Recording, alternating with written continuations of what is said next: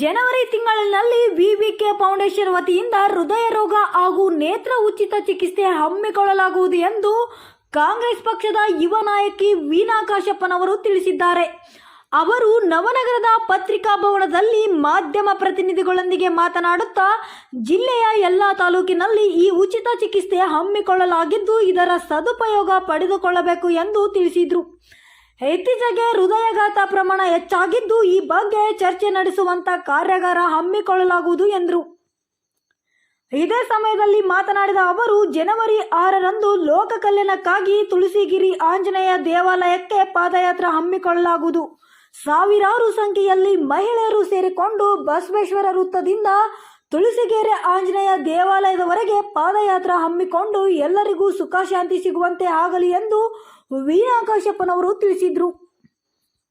ಬೇರೆ ಬೇರೆ ವಿಷಯಗಳನ್ನ ಚರ್ಚೆ ನಡೆದಿರೋದ್ರಿಂದ ಯಾಕೆ ಆಗ್ತಾ ಇದೆ ಅಂತೇಳಿ ಅಲ್ಲಿಂದ ವಿಶೇಷ ಒಂದು ಅಲ್ಲಿರುವಂತ ಡಾಕ್ಟರ್ ಬಂದು ಇದ್ರ ಬಗ್ಗೆ ಮಾಹಿತಿಯನ್ನು ನೀಡೋದ್ರ ಜೊತೆಗೆ ಇಕೋ ಆಗಿರ್ಬೋದು, ಇವತ್ತು ECG ಆಗಿರ್ಬೋದು, ಅದಕ್ಕೆ ಒಳಗೊಳ್ಳುವಂತೆ ನಮ್ಮ ಸಾಧ್ಯಾದ ಮಟ್ಟಿಗೆ ಒಂದು ಶಸ್ತ್ರಚಿಕಿತ್ಸೆಯ ಒಂದು ಇದಾಗಿರ್ಬೋದು, ಇವೆಲ್ಲವನ್ನ ಮಾಡುವಂತೆ ಪ್ರತಿಯೊಂದು ತಾಲೂಕಲ್ಲೂ ಕೂಡ ಮುಂದಿನ ದಿನಮಾನದಲ್ಲಿ ಆರೋಗ್ಯ ತಪಾಸಣೆ, ಕಣ್ಣಿನ ತಪಾಸಣೆ ಜೊತೆಗೆ ಹೃದಯ ತಪಾಸಣೆ, ಅದರ ಬಗ್ಗೆ ಯಾಕೆ ಈ ಸಾವುಗಳಾಗ್ತಾ ಇದೆ ಇದ್ರ ಬಗ್ಗೆ ಮಾಹಿತಿ ಇವನ್ನ ಶಿಬಿರವನ್ನ ಪ್ರತಿಯೊಂದು ತಾಲೂಕಲ್ಲೂ ಕೂಡ ಇವತ್ತು ಹಮ್ಮಿಕೊಳ್ತಾ ಇದ್ದೀವಿ.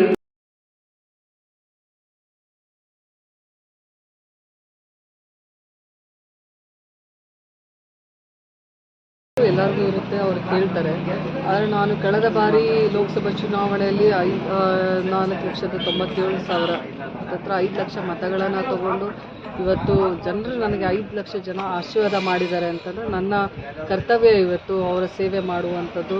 ಇವತ್ತು ಅವ್ರು ಕರೆದಂಥ ಸಂದರ್ಭಗಳಲ್ಲಿ ಹೋಗುವಂಥದ್ದಾಗಿರ್ಬೋದು, ಅವರ ಕಷ್ಟಗಳಲ್ಲಿ ನಿಲ್ಲುವಂಥದ್ದಾಗಿರ್ಬೋದು, ಧಾರ್ಮಿಕ ಕಾರ್ಯಕ್ರಮಗಳಲ್ಲಾಗಿರ್ಬೋದು, ಸಾಂಸ್ಕೃತಿಕ ಕಾರ್ಯಕ್ರಮಗಳಲ್ಲಾಗಿರ್ಬೋದು, ಇವೆಲ್ಲವನ್ನು ಇವಾಗ ಸದ್ಯದ ಮಟ್ಟಿಗೆ ನಾನು ಸೋತಾಗಿಂದನೂ ಕೂಡ ಇವತ್ತು ಮಾಡ್ಕೊತ ಬಂದಿರುವಂಥದ್ದು.